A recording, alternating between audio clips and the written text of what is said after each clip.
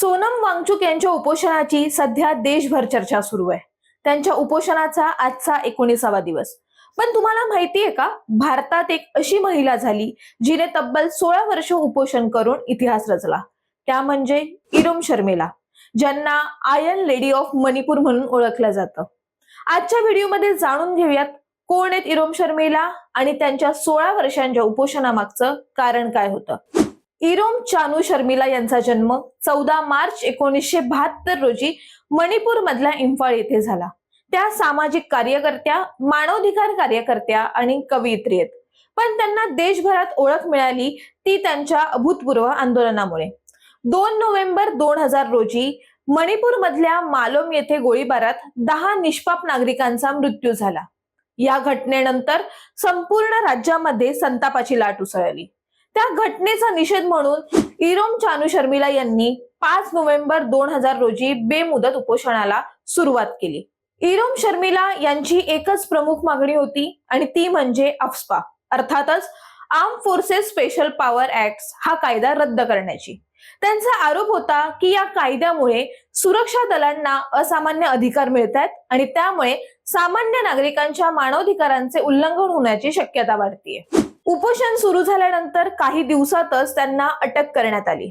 त्यांच्यावर आत्महत्येचा प्रयत्न केल्याचा गुन्हा सुद्धा दाखल करण्यात आला। त्यानंतर अनेक वर्ष त्यांना रुग्णालयात ठेवण्यात आलं आणि तिथे त्यांच्या नाकावाटे ट्यूबद्वारे द्रव आहार देण्यात येत होते। मात्र त्यांनी स्वेच्छेने अन्न ग्रहण केलेलं नव्हतं आणि आपला संघर्ष कायम ठेवला होता। हे उपोषण काही एक दिवस, एक महिना किंवा एक वर्ष सुरू नव्हतं, तर तब्बल 16 वर्ष म्हणजेच सुमारे 5757 दिवस इतकं हे उपोषण सुरू होतं। हे भारतातीलच नव्हे तर जगातलं सर्वात प्रदीर्घ उपोषणांपैकी एक मानलं जातं।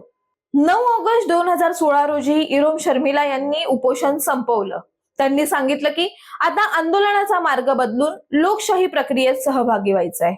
यानंतर त्यांनी निवडणूकही लढवली, मात्र त्यांना अपेक्षित असं यश मिळालं नाही। त्यांच्या आंदोलनाचं महत्व म्हणजे हे केवळ एका कायद्याविरोधातलं आंदोलन नव्हतं, तर ते मानवाधिकार, लोकशाही आणि उत्तरदायित्व यांसारख्या मूलभूत प्रश्नांवर देशाचं लक्ष वेधणारं आंदोलन होतं। त्यांच्या 16 वर्षांच्या संघर्षामुळे भारतात अफस्पा आणि मानवाधिकारांवर मोठी राष्ट्रीय आणि आंतरराष्ट्रीय चर्चा सुद्धा झाली।